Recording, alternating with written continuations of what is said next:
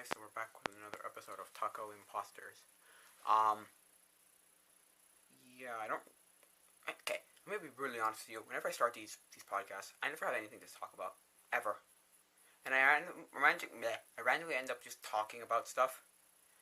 So just randomly, so, I usually look at what other people do. The other podcasts I listen to. I listen to Strike Back Pod, and I listen to the CU podcast, and um. So I looked at what they were talking about, Strike Back Pod is talking about there's another Indiana Jones movie, and I was like, there's another Indiana Jones movie? Why isn't Harrison Ford like 80? How old is Harrison Ford again? Cause look, Harrison Ford age 77. He does not look like he should be making movies anymore. He looks really old and really.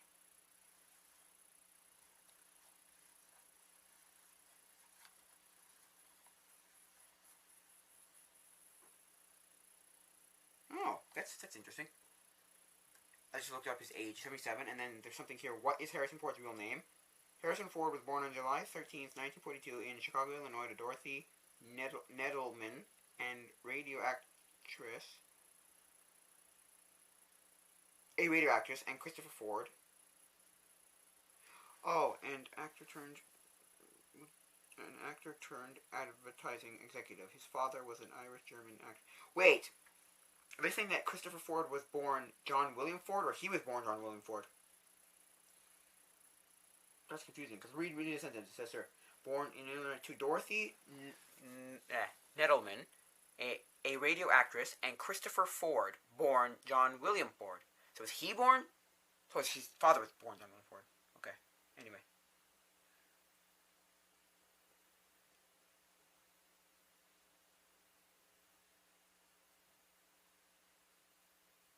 No, he's not dead. John William is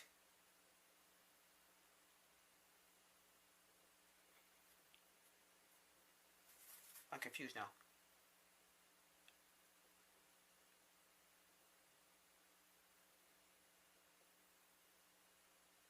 Well, no, because it just says her dead, and I don't know what that was.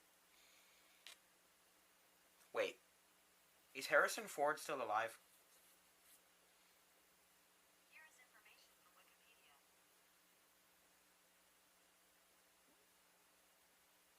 I think so. I believe so. Okay. Is Harrison Ford dead? I found these results. Yeah, okay, he's still alive.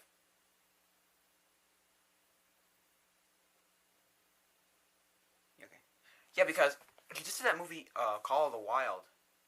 And I looked at it, saw him in that movie, and I was like, or the trailer, I didn't watch the movie. I haven't seen the movie yet. And he looked old as heck. He looked old in the last Indiana Jones movie, that the third one that came out.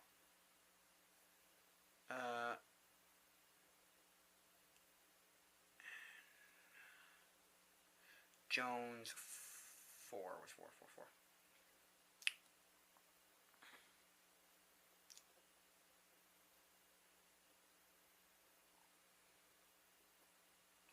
I don't know when that came out. That movie came out like May 2008. See, that came out 12 years ago. So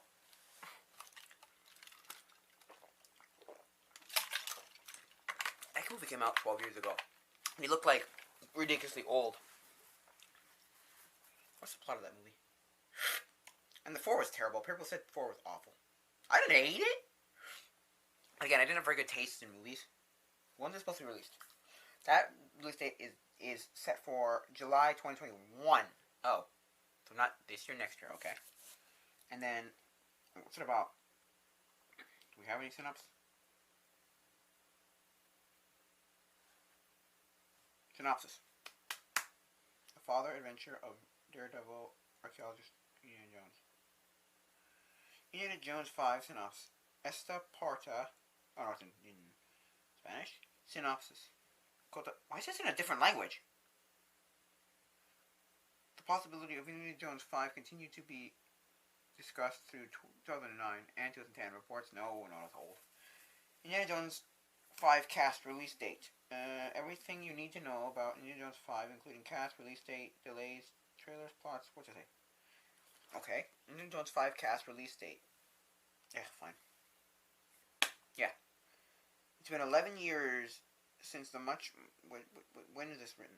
2019. So, yeah, it's been 12 years since.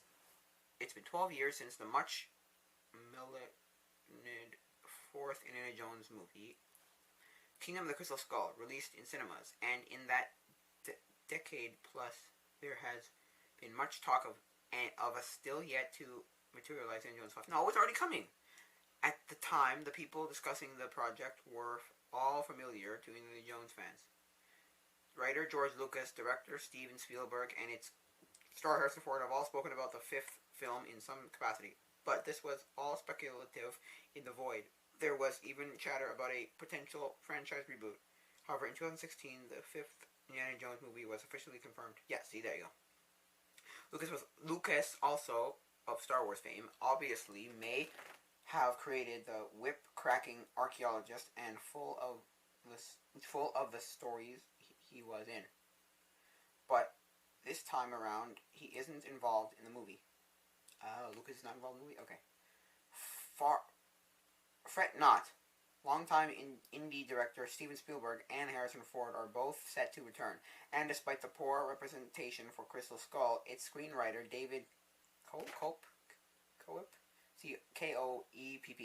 is back to pen the new film. Legendary composer John Williams once again plays a theme that Ford just can't escape. So, with all that in mind, this is everything everything we know about Indiana Jones 5 so far. All subject to change, of course. Indiana Jones 5 release date. When can I see it? With all the changes, the release date was bound to suffer intentionally. Indiana Jones 5 was supposed to be released on July 2019. As well, notice this date has passed and, well, no indie. Yeah. The date was shifted back. Now it's 2021. Yeah. Okay. For now, what is the date to mark the calendar? For now, that is the date to mark the calendar, but keep your eyes on the space because who knows what will happen. The delay wasn't wholly unexpected. Production was reportedly delayed due to script issues. Hopefully, with Kep back on side, things will go swimmingly now. Okay. I don't really care about all the stupid details. May the script was given to This Is Us. Oh, whoa. In May, the script was given to This Is Us creator Dan Fogelman. That's 3 writers in 3 years. What's the other guy? Disney kept quiet about the delay. Okay, wait. Let's go back. The July 9th, 2021 date was confirmed by Disney during its early May schedule release, which included the titles it inherited when it took over Fox. Okay, right. It took Indiana Jones with it? Or was Lucasfilms... This was under Lucasfilms, wasn't it? This movie? Let me see. This is under Lucasfilms, wasn't it? Let me see. Come on.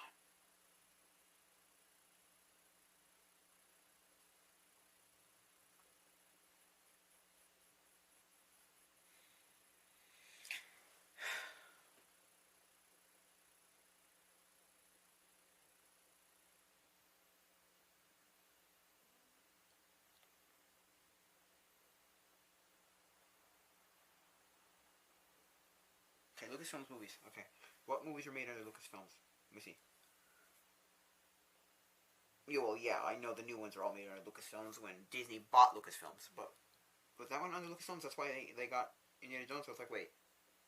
Yeah, that's... No! Oh, sorry. Oh. Lucasfilms films. Okay. Yeah, okay. Indiana Jones 5 is, I know that. But Indiana Jones, Lucasfilms? Strange Magic with Lucasfilms? Okay, there's a lot of... Star Wars Empire of Dreams. What is this?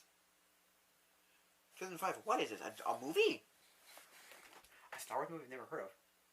Empire of Dreams, a story of the Star Wars trilogy extended... Oh. Okay. Like a... Empire of Dreams, the story of the Star Wars trilogy, is a 2004 documentary film. Okay, I was like, what? Okay. No, we'll go back. Lucasfilms. Now they're gonna tell me what Lucasfilms they made. Yeah, I know it's owned by Disney now. History, filmography. There you go. Okay, American Graffiti. Yes. George Lucas. Sorry, blah, blah, blah. Universal Pictures.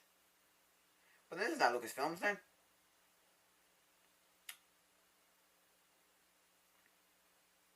I'm confused. Star Wars, George Lucas. Year. Did you give me the year? No. The gross. The net gross though. What it made. Star Wars made $15 million, and it cost $3 million to make. It cost $3 million to make in 1977. That's crazy. That's 79. No, 77. Yeah. More American Graffiti. Okay, The Empire Strikes Back. Yeah. Okay. These were George Lucas. Yeah, Lucasfilms. Distributor. But then who? Rotten Tomato score. Metacritic score. No. But what? Lucasfilms Ltd. I think it was. Yeah, okay. Twice Upon a Time. Okay, Indiana Jones and the Temple of Doom. Latino Life Mishima. A Life in 4 Chapters. Labyrinth. Labyrinth was a Lucasfilm. It was Jim Henson. Wasn't it? Yes, Jim. Wait, that says director, right? Directors. Then what is this? Filmography of... I'm confused here. Franchises. American v. Star Wars and Indiana Jones. Okay.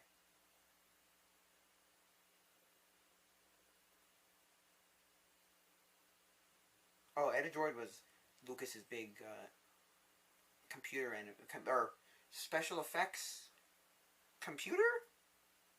I think so. Is a computerized analog. I love how it's computerized analog. NEL, Nonlinear Editing System, which was, that's what it is, a nonlinear editing system, developed by Lucasfilm's spin-off company, the DroidWorks and Convergence Corporation, who framed a joint venture company. The company existed up through the mid-80s. This is Wikipedia, reading off of, just to tell you, so you know, to the early 90s in an attempt to move the analog editing method to digital. Edidroid debuted at the National Association of Broadcasters, the NBA, the NAB, 62nd annual meeting in Las Vegas. In 1984. Wait, what was that called? Okay, I'm getting off track. With another editing to concurrent with another editing tool that would compete with the Edidroid. For all its years and in production, the Mantage picture processor, the Edidroid was never a commercial success, and after the close of the DroidWorks in 1987 and subsequent redevelopment of the product for 7 years, the software was eventually sold to Avid Technology in 1993. Only 24 Edidroid systems were ever produced. Ooh, can you buy one? Edidroid. Maybe somebody has them somewhere. Maybe in like an auction somewhere you could buy one. I wouldn't see why I'd want to buy one. Your computer can probably do like 100 times more than that thing could do. At least features. The system is Laserdisc based, relying on several Laserdisc players and a database system which queues up the clips in the order needed from the Laserdisc player in the most effective way, as to minimize skipping. This, however, isn't always possible. So if the edits aren't sufficiently close, the system isn't always fast enough to queue up the next clip. Oh, I see. So it takes it, and I love how I started with Indiana Jones, and then I moved on to the Edidroid because I went into Lucasfilms. Yeah, so it is a Lucasfilms movie, okay. But let me see. Skipping this, however, next clip. It has 3 screens connected to it. One Sun 1 computer display as the graphical UI for the product, one small preview video monitor, and one large rear projector monitor containing the cut, which was controlled by a custom controller. The controller, called the touchpad, features a KEM style shuttle knob. a trackball, and a host of buttons with LED labels that change in function depending on what the system was doing. The EditDroid pioneered the use of graphical displays for editing, introducing the timeline as well as digital picture icons to identify raw source clips. I don't know what. I'm not like super crazy into it. I'm just very easy into this. I use KineMaster on my phone to edit. Okay, so I take the clips from this camera, which is a 360 camera, and I put it into my I can take the SD card, take that. I have to convert that video because they make them into different clips. Like they start making different clips, which I hate. It's like after about 12 minutes, they start making another clip. Just stupid, but I don't know, whatever. Then I have to convert that because it doesn't read that. Even though I'm using this as a front-facing camera, right? And it would, I think it's 180? Yes. Anyway, and then I convert that into MP4, which it already is technically MP4, but I don't know. And then using a app called, what is it? Oh boy, what is an app called? Oh gosh, Video Converter. I used to use a free version. I don't care. It's, and then I put that into KineMaster. And so this stuff here, they're talking about this with like graphical displays and editing, introducing the timeline. I don't know I know what a timeline is, but I don't know what. As well as digital picture icons to identify raw source clips. What's a raw source clip? I'm sorry, I don't know.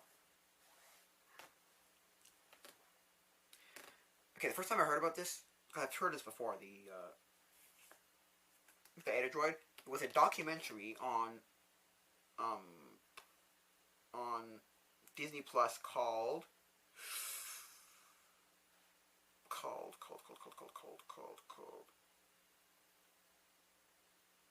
Pixar, was it?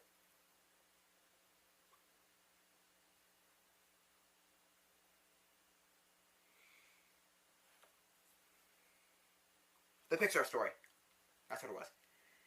Oh my gosh. If you like Disney and you want to know the history of like how Pixar started, if you like Pixar, this is a documentary to watch. If you have Disney Plus, watch the Pixar story.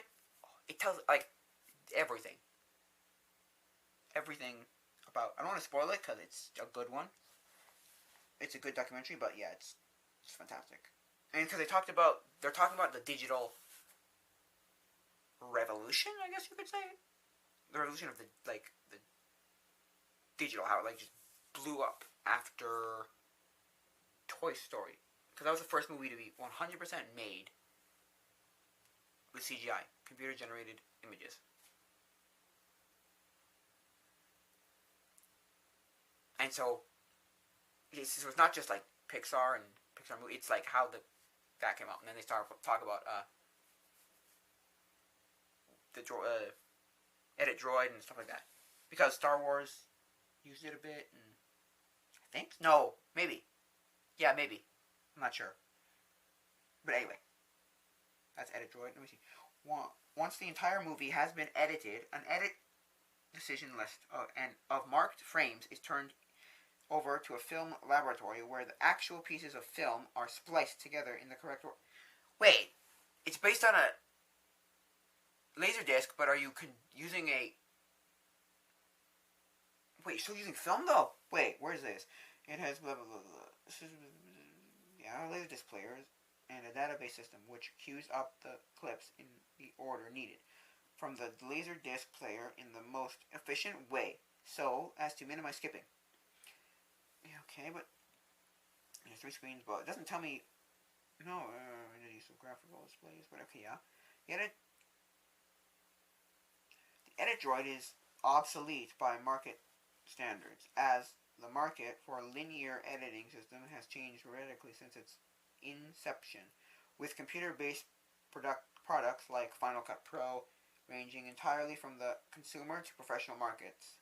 In many respects, the EditDroid was a concept demonstration of the future of editing, with a laser disc being a good 80s simulation of what digital access would eventually become, and an editing interface and workflow that was more like today's method than any of the videotape linear, liner, or analog non-linear, linear or analog non-linear products leading up to the Avid 1 in 1990. Avid 1? Advantages and disadvantages. There are numerous advantages of using the digital editing solution over the older analog solutions, such as a Moviola. Not only is it much faster to locate the clips needed, keeping track of what can in some cases amount to a staggering amount of footage is also much easier. Digital also editing digital also digital also editing films digitally is a destructive process, whereas the analog process requires the actual cutting and taping together of pieces of film as well as manual syncing of sound. Oh yes, right. I knew that. Yes, okay. What was it now? Avid 1. I'll write it down.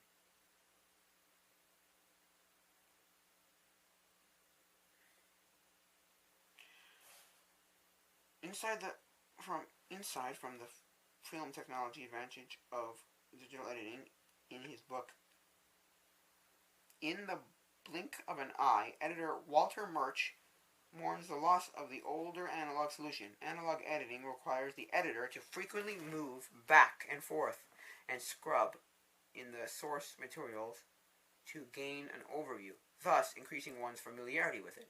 Once undoing an edit is such a laborious process. Since undoing an edit is such a laborious process, there is a high incentive to get the best edit cut the first time. This process, which is not necessary to the same extent with NEL solutions, in which one edit point can be made and undone very quickly. Furthermore, Laserdisc has a fixed resolution, whereas film can be focused to look ideal at any display rate size. Yeah, see, I don't know how that works because I've been explaining this before, that you can have like a 1080p film, but if it was tape, it looks like you can't go better. It doesn't. You can't add to it, which I don't understand. Because if you want to know something about that, watch the movie. Watch the video. Westing Life. What is it? Film or something? Why film looks better or something? Let me see what it's called.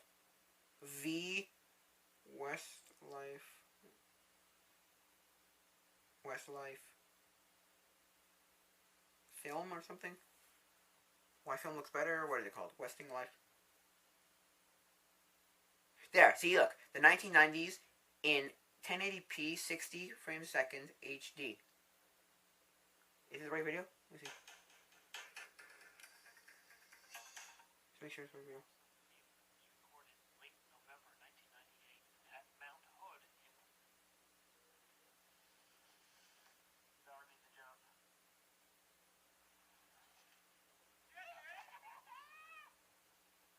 No, it's not this one. There's Cannibal.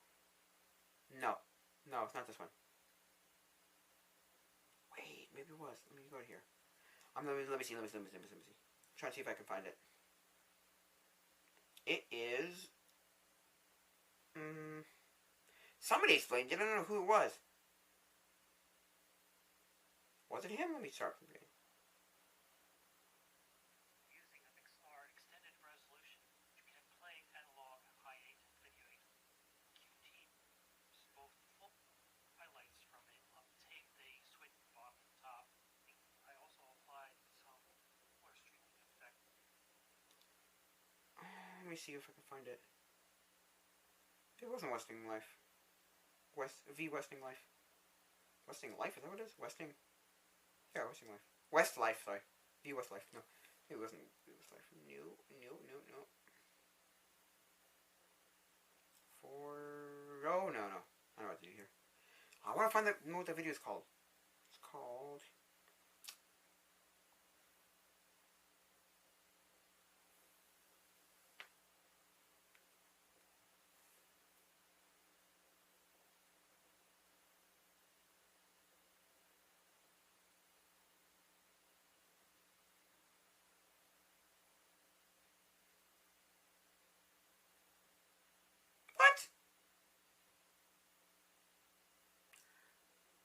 Oh, was it technology connection? Technology connection. Film. Film. The reason why some of the past was in HD. Yeah, okay, that's what it's called. It's okay. The right video is technology connections. Film. The reason some of the past was in HD. You know that. Okay, okay. That video explains how. Why was I even talking about that? No, why did I talk about that? I was talking about that because I was talking about. Oh yeah, here. The fixed resolution and all that. Yeah. Okay. There's this kind of fixed resolution where film can be focused to look ideal at any display size. That was. See, I don't understand that. I understand kind of how it's like a fixed resolution, and then this you can zoom up. But I can't. I watched that video long months ago, so I don't remember what the details exactly. But it was because why?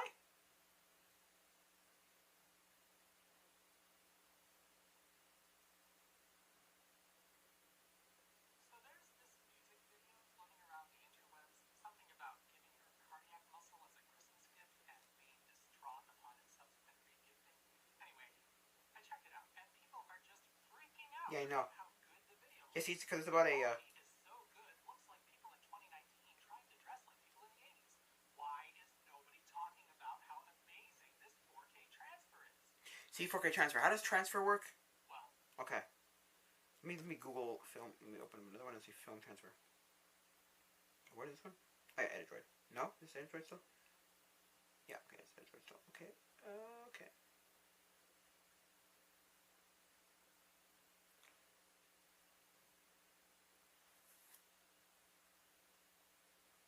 Film transfer. Not that kind of film transfer. No, not that kind. No, not transfers near me. No. How?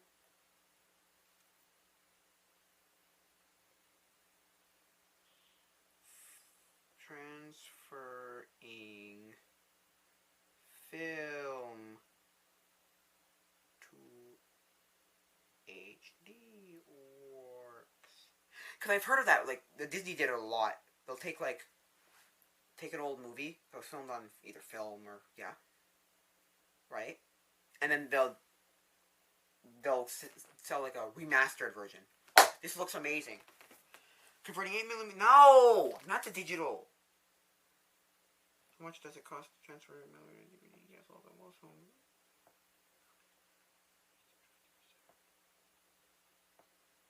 Quick, forward one. No, how do you? No, convert. Remaster.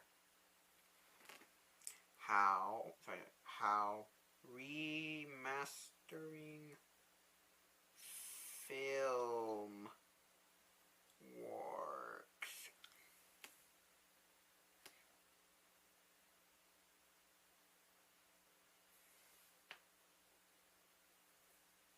Remastering is the process of making a new master of an album, film, or any other creation.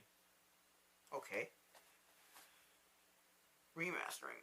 Remastering is the process of making a new film or master of an album, film, or any other creation. It tends to refer to the process of porting a recording from an analog medium to a digital one, but this is not always the case. For example, a vinyl LP originally processed from a worn-out processing master, many tape generations removed from the original master recording, could be remastered and reprocessed from a better condition tape. All CDs created from an analog source are technically digitally remastered. Okay. A process of creating a digital transfer of an analog tape remaster the material in the digital domain, even if no equalization, compression. Ugh, I don't care what this is. What about film? earliest days of CD, not CD. Remastering tapes or something close to them can be used to make CD. No, not CD part. Music. No, film. Criticism? Film and television. Here you go. To remaster a movie digitally from DVD to Blu-ray, restoration operators must scan in the film frame by frame at a resolution of at least 2048 pixels across, referred to as 2K resolution. Some films are scanned at 4K, 6K, or even 8K resolution to be ready for higher resolution devices. Scanning a film at 4K, a resolution of 4096 or 4096 by 4096 by 3092 for a full frame of film generates at least 12 terabytes of data before any editing is done. Holy freaking moly. That's insane. I guess I compressed it to fit on a Blu-ray, but holy crap. Holy crow, that's a lot. 12 terabytes. Digital remasteration operators then use specialist software such as MTI's Digital Remastering System, DRS, to remove the scratches and dust from the damaged film. Restoring the film to its original color is also included in the process.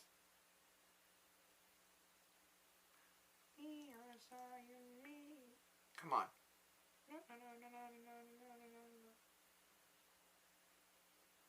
Okay. As well as remastering the video aspect. The audio is also remastered using such software as Pro Tools to remove background noise and boost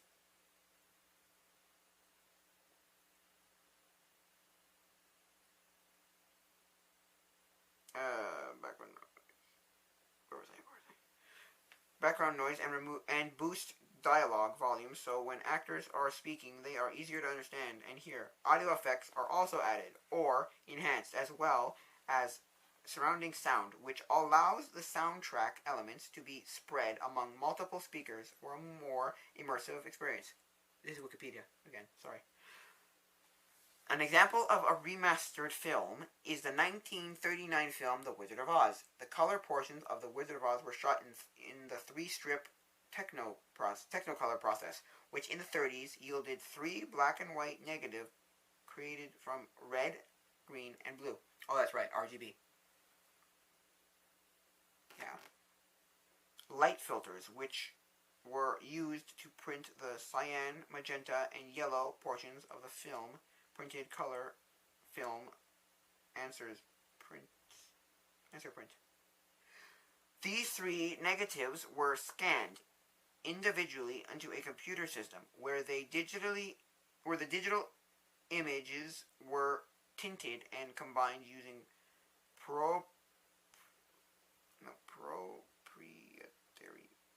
proprietary software. The cyan, magenta, and yellow records had suffered from shrinkage over the decades, and the software used in the restoration morphed all 3 records into the correct alignment. The software was also used to remove dust and scratches from the film by copying data, for example, from the cyan and yellow records to fix a blemish in the magenta record. Restoring the movie made it possible to see process visual details not visible on early home releases. For example, when Scarecrow says, "I have a brain," burlap is noticed on his cheeks. It was also not possible to see a rivet between the Tin Man's eyes prior to the restoration. Really? Interesting.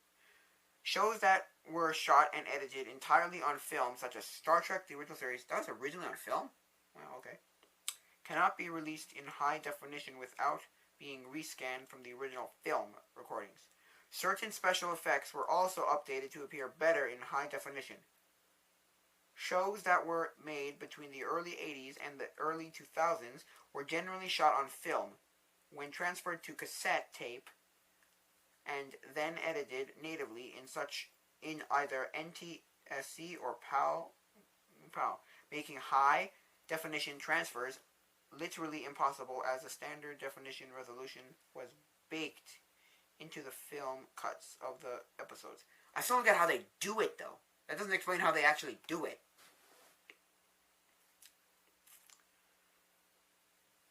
Okay. Star Trek: The Next Generation is the only such show that was received a Blu-ray release. The process of making high-definition versions of an NT of the Next Generation episodes required finding the original film clips, rescanning them into a computer at high definition, digitally re-editing the episodes from the ground up and re-rendering new visual effects, shots, and extraordinarily labor-intensive ordeal. Extraordinarily labor-intensive ordeal that cost Paramount over $12 million. The project was a financial failure and resulted in Paramount deciding very firmly against giving Deep Space Nine and Voyager the same treatment. Okay. Criticism. Remastered movies have been the subject of criticism. When the Arnold Schwarzenegger film Predator was remastered, it was felt that the process was overdone, resulting in Schwarzenegger's skin looking waxy, as well as complaints about the way the picture looks. There have been other complaints about digitally fixing. One notable complaint is from the 2002 remastered version of E.T. the Extraterrestrial, 1982, where director Steven Spielberg replaced guns in the hands of police and federal agents with walkie-talkies. A later 30th anniversary edition released in 2012, saw the return of the original scene. Okay, I guess the most infamous one I'm sure is Star Wars, because people are hate some of the edited ones, the remastered ones, the gold version, this version, that version, whatever. It's okay.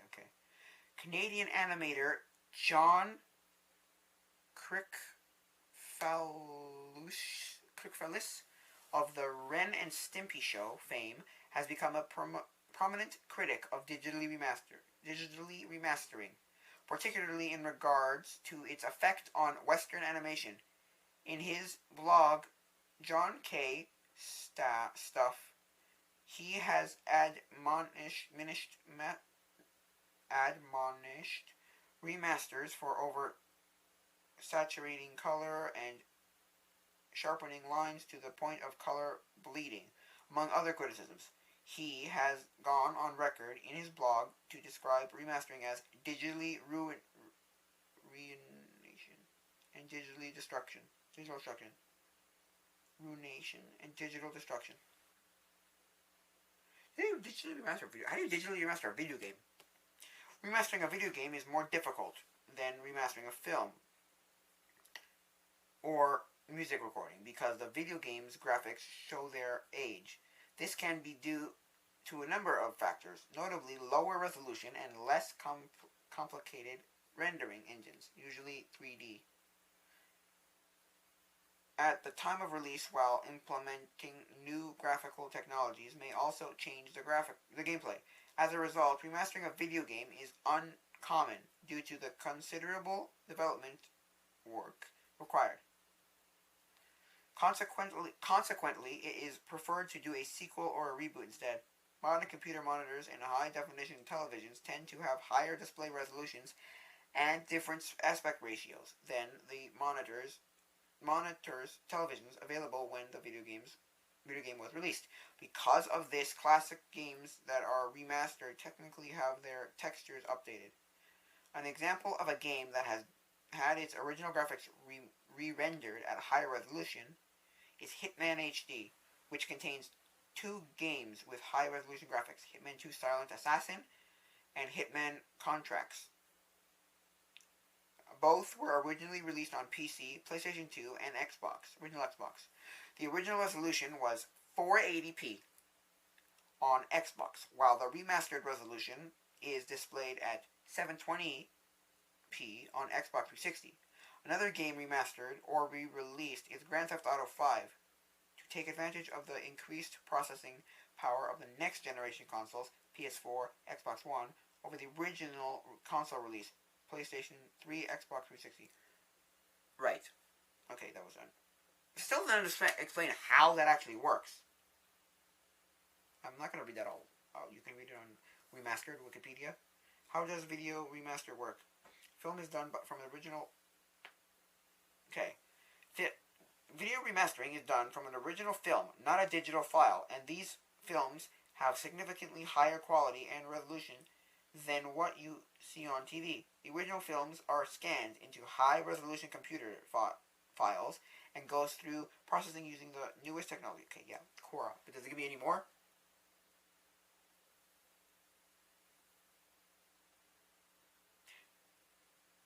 Okay. Than you see on TV. Original films were designed to be seen on a huge theater screen, so remastering them on video is attempting to get them to the quality you would have seen in a movie theater. Okay? The original films are scanned into high-resolution computer files and go through processing using the newest technology. You can't enlarge a digital file without losing significant quality, and they don't. They are starting with film, the resolution being equivalent to the largest resolution image. Popular Science has a great little slideshow that simply explains the details. Have a look and click the arrows for the next screen. What is digital remastering? There we go. That should be there you go. Popular Science. Okay. The Blu-ray format stores and plays movies in high definition. Easy for new flicks shot digitally in HD. But what about classics like Metropolis, due out on Blu-ray next year? This is September 2008. Okay, never mind. Okay, classics like that were shot on film. The trick is to make a small digital file without losing too much information in the process, which could yield a poor quality image. Here's how it works. Instant expert launch your quick and easy premiere on just about everything. Okay, no, sorry. Step 1. Remove dirt from the original film roll with ultrasonic waves and a liquid, and fill scratches with a special liquid to make them temporarily invisible. Okay, step 2. Put the film... I'll put this, oh gosh. I'll put this article from Popular Science in the description. Put the film on a scanner to make a digital image of each frame. Scanning at 4,000 lines per frame is a good approximation of a 35 millimeter celluloid film. Okay. Step 3. Scan each color channel, red, green, and blue, from 4 times to produce a vivid image, true to the film, which naturally captures color better than digital sensors. Step 4. Edit the film frame by frame.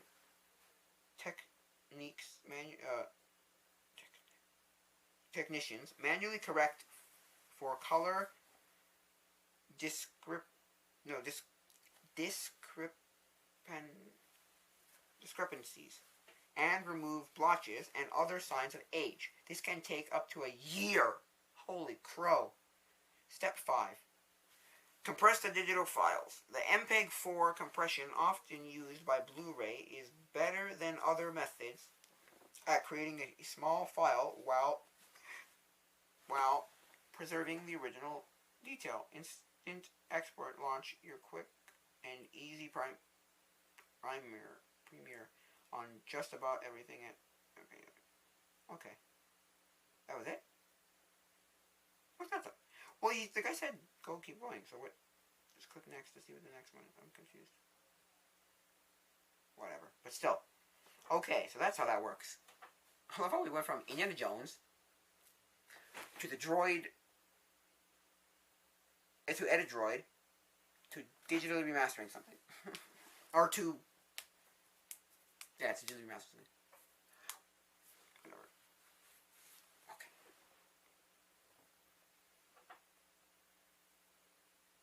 Anyway. Yeah, popular science, okay.